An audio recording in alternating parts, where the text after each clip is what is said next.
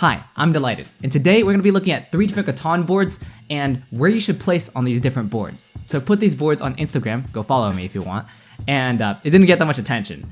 And I'm going to try putting this in a video to see if it gets more attention. If you guys like it, then let me know. If you guys don't like it, then let me know also, and I'll probably just stop putting effort into this. So, you're placing on the second position on this board. Where would you go and why?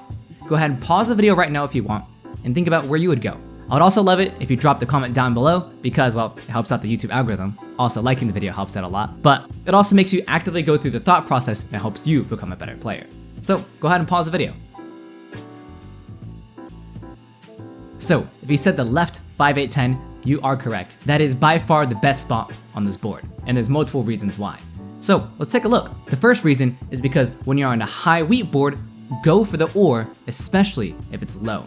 So on this board, if you count it out, there's 16 points of wheat, but only 8 points of ore. Now, if you think about the theoretical reasoning for this, wheat and ore are used together. So either used for cities and development cards. So if there's a bunch of wheat on the board, but there's very little ore, whenever there is ore, it's gonna be in super high demand because everyone has wheat to use it. So basically, it's a little bit of supply and demand. The ore is highly desirable, and the wheat is pretty plentiful. So go for the ore first instead of going for the wheat. That's why we take the left 5, 8, 10 and not the right 5, 8, 10. That's the first reason. The second reason why we choose a 5, 8, 10 is because it's the highest producing spots, or one of them. So to calculate little pips, this is a beginner question I get a lot. How do you get the production points? You see the little dots underneath every single number? That's a probability it'll roll. So basically, we're trying to place on the highest producing spots because mathematically, that'll give us the most amount of resources over time. So on this board, there's 3 highest producing spots. Can you see them? Well, it's the 5, 8, 10, the other 5, 8, 10, and the 4, 5, 8. So those are the highest producing spots on this board. And we want to go on high producing spots because that will give us resources to play with and trade with. Because the last thing we want to do is go on low production spots where we won't be getting any resources, and that will literally just not allow us to play because we're given less cards to play with. And lastly, and the most important reason why we choose a 5, 8, 10 is settlement outs. So this is a pretty intermediate level concept, but it's also very, very essential and one of the fundamentals of the game. So when I say settlement out, what I mean is, what are you gonna get that comes back to you on your second settlement and that matches really well with your setup? Because what if all the good spots are gone and you're left with a really trash spot? Then you can't really win. So when you choose your first settlement, you have to actually think about where your second settlement is gonna be. So in this position, if we choose the 5, 8, 10, let's look at all the great spots that go well with the 5, 8, 10. So I think first of all, the 8, 4, 3 is a great option since we get all 5 resources, we're close enough to connect, and we're on a 3, 1 port. So that's pretty good. If you look at the 6, 9, 3, that's also great. We get all 5 resources again. And if you look at the 4, 5, 11, we also get all 5 resources again. So basically, there are 3 different wood wheat spots on this board. The 6, 9, 3, the 8, 4, 3, and the 4, 5, 11. And if you actually want to go ahead and place it out all by yourself, you'll see that the 5, 8, 10 has a lot of great second settlement options. Now, these are just the main 3 reasons. There's a lot of other reasons why the 5, 8, 10 is good, just because, as a port, it's 3 different resources, it's, strong production. The bricks actually be pretty valuable in this game because there might be some early races. However, I decided to choose the biggest 3 reasons why I think the 5, 8, 10 on the left is the best choice. And of course, we have to point our road towards the coast here because the 3, 1 port is very useful. Even though we might be in a race with the 8, 4, 3 player and lose a 3, 1 port, it doesn't really matter because potential to gain the 3, 1 port is huge. And if we lose that race, we still can expand onto the 5 brick. And if we point downwards towards the 5, 2, it doesn't really do that much for us because we're not going to be using the wheat port that often. We can maybe if we choose something like the 8, 4, but I typically wouldn't recommend a setup like that. So that's board number 1. Now let's move on to board number 2. But first, let's take a second to thank the sponsor of this video, Keeps. So 2 out of 3 guys will experience some type of male pattern baldness by the time they're 35. We've all got that friend or family that's experiencing hair loss. But the best way to prevent that is to do something about it while you still have hair. So prevention is key. Keeps treatments usually take around 4 to 6 months to start seeing results, so it's important you act fast. The sooner you start using Keeps, the more hair you can save. Keeps scientific and affordable treatments are up to 90% effective at reducing and stopping hair loss. So find out why Keeps has more 5-star reviews than any of its competitors and why hundreds of thousands of men trust Keeps for their hair loss prevention. So if you're ready to take action and prevent hair loss, go to keeps.com/DyLighted or click the link in the description below to receive 50% off your first order. That's keeps.com/DyLighted. So go ahead and take a look at the board and pause the video. Where would you go and why? go ahead and comment down below. I would love for that, as it helps with the YouTube algorithm. But if you want to, that's okay. Just pause and go ahead and say it in your brain, because this will help you become a much better Catan player if you actually go through with the thought process instead of just waiting for the answer. So please do it. So on this board, I think there's actually 2 good options, but let's go ahead and look at one option at a time. So the first option I chose was the 853, and it pointed my road on the left. So the first fundamental reason why we want to choose the 853 is because we want to take strong or wheat spots, because ore and wheat are the most important resources in this game and they're critical for winning. If you're a newer player, you might think it's wood brick since it helps you expand, but that's actually not true. If you just think about it from a game theory point of view, the reason why ore wheat is so much stronger than wood brick, especially well in 4-player games specifically, is because basically our initial settlement spots are around 10 points of production. So if we're able to use only ore and wheat to expand that spot, and to go from 10 to 20, basically an increase of 10 with ore and wheat, that's a pretty good deal compared to if we have to spend 6 cards, a road, and a settlement in this 4-player game to expand somewhere on the coast for like a 5-point spot. So mathematically, usually ore and wheat are better, which is why all the really good players prioritize ore and wheat first.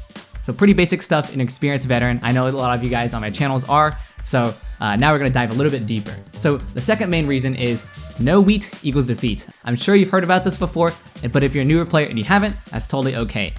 Basically, wheat is used for everything. It's used for settlements, it's used for development cards, it's used for cities. It's only not used for roads, but roads don't actually give you any production. So you need wheat to survive, though there are exceptions for this. There's actually a lot of exceptions for this, but usually as a beginner, try not to avoid wheat. So essentially, by going the 853, you get 2 pips of wheat.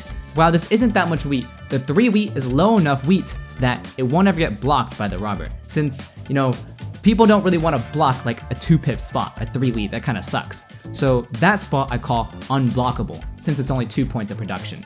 In general, if you're going on a low wheat board, you want to choose a wheat spot, unless it has low production. Production first, and then search for wheat. And lastly, the reason why I think the 583 is the best pick is because of settlement outs. So it's this fundamental concept, again, we have to look at. So what good spots goes well with the 853? Now, there's 3 main spots that jump out at me. The first spot is the 4911, because it gives us extra wheat, a little bit of wood, and more sheep, and we're pointed toward the 3-1 port on the 3 wheat, so it allows us to port our sheep for whatever we need to play classic or wheat sheep development card upgrading game. The second spot I'm considering as an out is the 810.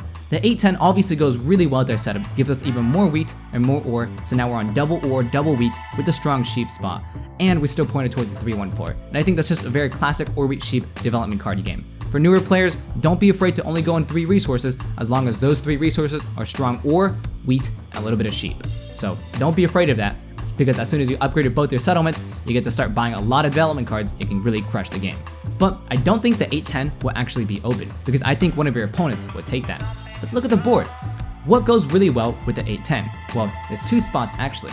There's a 5-6-11 and there's a 6-9-10. The 5-6-11 goes really well with the 810 because, well, once again, you have double ore, double wheat, and a single sheep. So obviously it goes quite well. And there's the other option of the 6-9-10 with the double wood and the sheep. And with the 810, you can point your road to the right, which lets you get to the wood port. So the 5-6-11 and the 6-9-10, both of them are going to be eyeing the 810, so I don't actually think the 810 will be open as an out. So what's the last option? The last option is a little bit unconventional, but I would actually say it's the 5-2. So I typically don't recommend you going on, garbage production points. 5 points of production for a first settlement, not that great. But the thing is, the reason why I still think it's okay is because you start off with your wood and you're on the sheep port, and it helps you expand to the 6-2.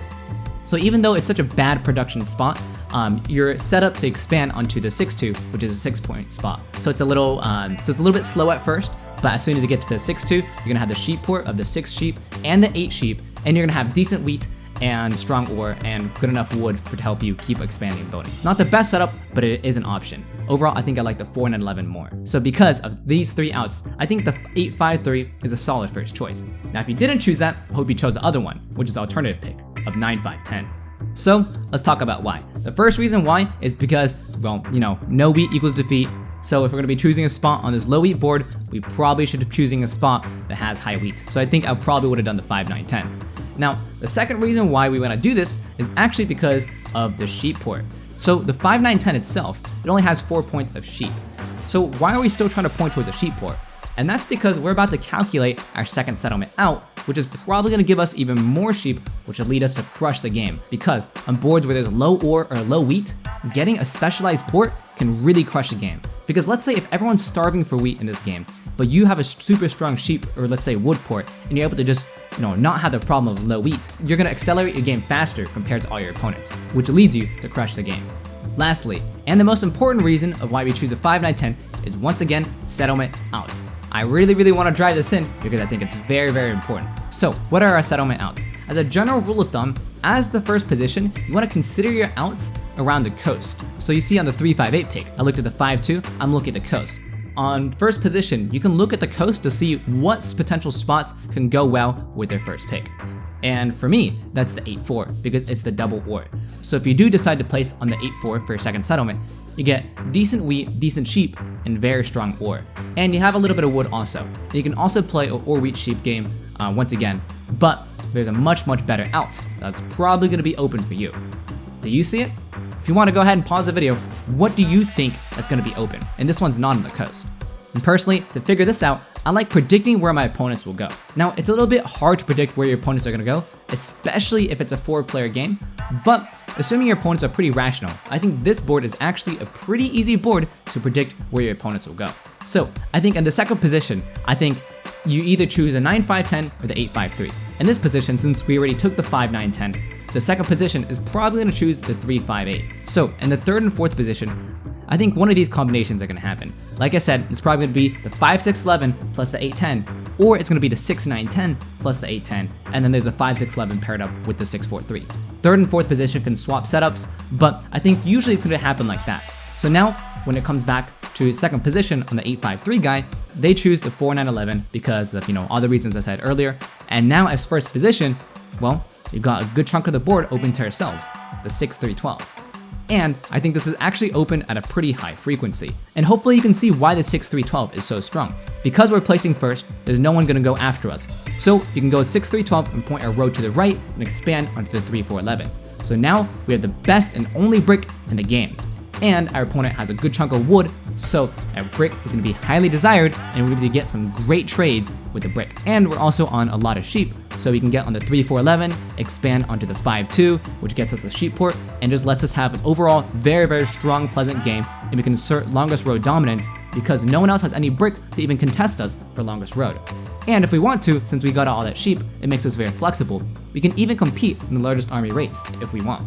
Now, I do want to mention that the prediction of the 6-3-12 being open can be ruined if someone decides to go on the 5-6-10 instead. And this kind of crushes both the 5-6-11 and the 6-9-10 spot. And that's why we come up with two options for outs, the 8-4 or the 6-3-12. So in case anything bad does happen, we still have the 8-4 and it's still a playable game. Alright y'all, if you learned something, I'd really appreciate if you could drop a like down below, since it does help out my channel a lot. I've played in a ton of tournaments before, I'm ranked really high online, and I love talking about Catan strategy. So if you're interested to learn more, go ahead and subscribe. I'd really appreciate it. Anyways, thank you guys, I'm out.